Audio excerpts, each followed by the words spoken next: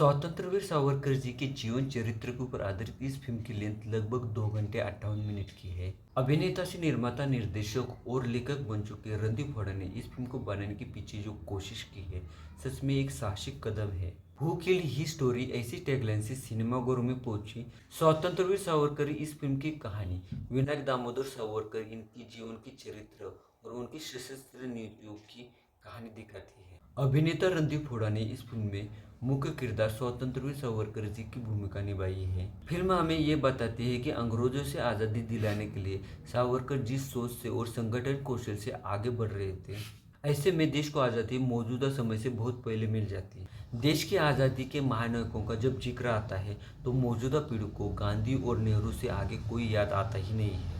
शायद इसी कारण से मौजूदा पीढ़ी को स्वतंत्रवीर सावरकर इस मूवी को देखना और भी जरूरत की बात बन जाती है। स्वतंत्रवीर सावरकर गांधी और नेहरू के पहले उन तमाम क्रांतिकारियों की कहानी बताती है जिन्होंने ज्यादा कुछ ना सोचते हुए देश की आज़ादी के लिए अपनी जान न्यौछावर कर दी। स्वतंत्रवीर सावरकर इस मूवी की कहानी 18वें शतक के आखिर के दशक में शुरू हो जाती है, जहाँ पे पूरा देश प्लेग की महामारी से मर रहा था। अंग्रेज सरकार के शासन काल में लोग कीड़ों मकोड़ों की तरह मर रहे थे। मौजूदा समय में हम सभी ने भी कोरोना महामारी को झेला है, तो हम समझ सकते हैं कि परिस्थिति कितनी विकट हो गई होगी। उसी दौरान विनायक के पिताजी दामोदर सावरकर प्लेग की महामारी के शिकार बन जाते हैं। पिताजी के गुजरने के बाद में पूरे परिवार की जिम्मेदारी परिवार के बड़े बेटे यानी कि गणेश सावरकर जी के सर पे आ जाती है। अंग्रेज बहुत शक्तिशाली है, उनसे लड़ने में कुछ भी नहीं रखा है।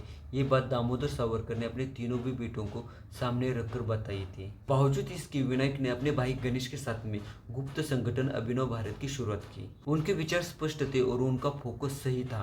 ये संगठन समाज को अंग्रेजों के खिलाफ लड़ने के लिए सशस्त्र संघर्ष की कितनी जरूरत है, ये बात बताता था। सावरकर ने न सिर्फ विदेशी वस्तुओं की होली जलाई, बल्कि संगठन से जुड़े हुए युवाओं ने अंग्रेजी अधिकारों को मौत के भी घाट उतार दिया था। सावरकर हमेशा से यही मानते थे कि अंग्रेजों को अहिंसा से हराया नहीं जा सकता है, इसलिए सावरकर लोगों को हथियार उठाने के लिए उद्युक्त करते थे।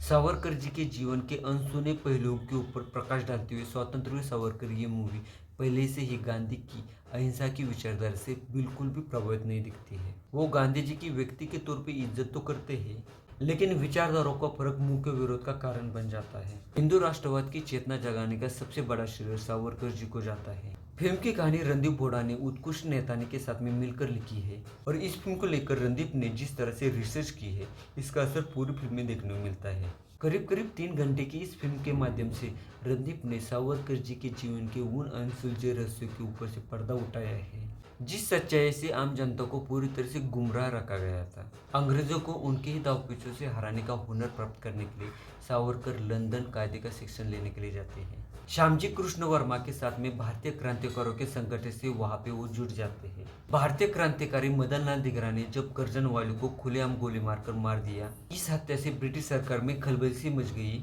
सावरकर को अटक करते हुए भारत के अंडमान निकोबार बेटों के जेल में दुहिरी जन्मठेप की सजा काटने के लिए भेज दिया जाता है। काला पानी की सजा काटने वाला भारत वापस नहीं जा पाता है, ये इस जगह की सबसे बड़ी विशेषता थी।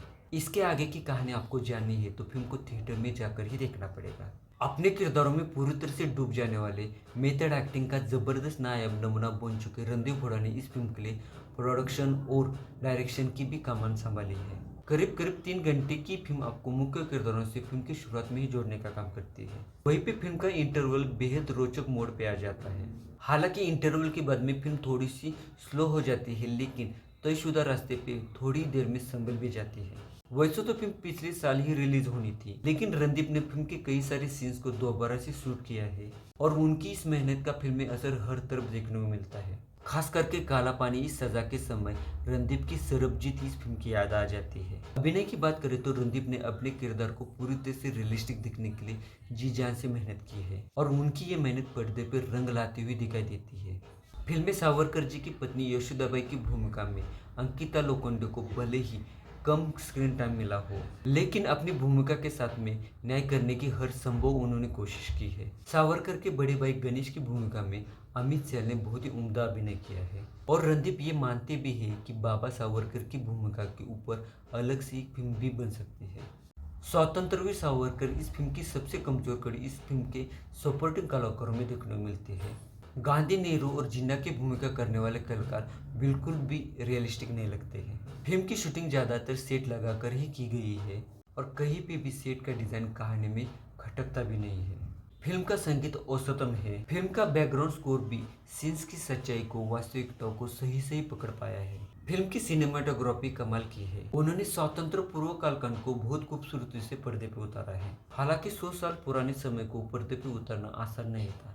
देशभक्ति पर आधारित इस फिल्म में कम से कम देशभक्ति जगाने वाला एक तो गाना चाहिए था, जिसे सुनते हुए शरीर के रोंगटे और सीना चौड़ा होना चाहिए था। वैसे तो भारत में बहुत सारे स्वतंत्र सेनानी हो चुके हैं और जिनके बारे में बहुत ही कम जानकारी देखने को मिलती है, उनमें सावरकर जी का नाम जरूर देखने को मिलता है। इस फिल्म द्वारा आपको सावरकर जी के बारे में बहुत कुछ जानने को मिलेगा।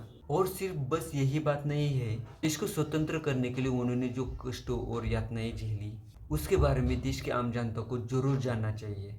फिल्म में बहुत सारे ऐसे संवाद हैं जो कई सारे राजनीतिक पार्टियों को खटक सकते हैं। शायद इसी कारण से इस फिल्म को लोग प्रोपेगेंडा टाइप की फिल्म मान चुके हैं। स्वतंत्रवीर सावरकर ये मूवी आपको कैसे लगी, प्लीज कमेंट करके बताना। मेरा ये रिव्यू अच्छा लगे तो लाइक और मेरे चैनल को सब्सक्राइब जरूर कर देना। मिलते हैं अगले वीडियो में और एक नई रिव्यू के साथ में और एक नई फिल्म के साथ में। तब तक के लिए नमस्कार।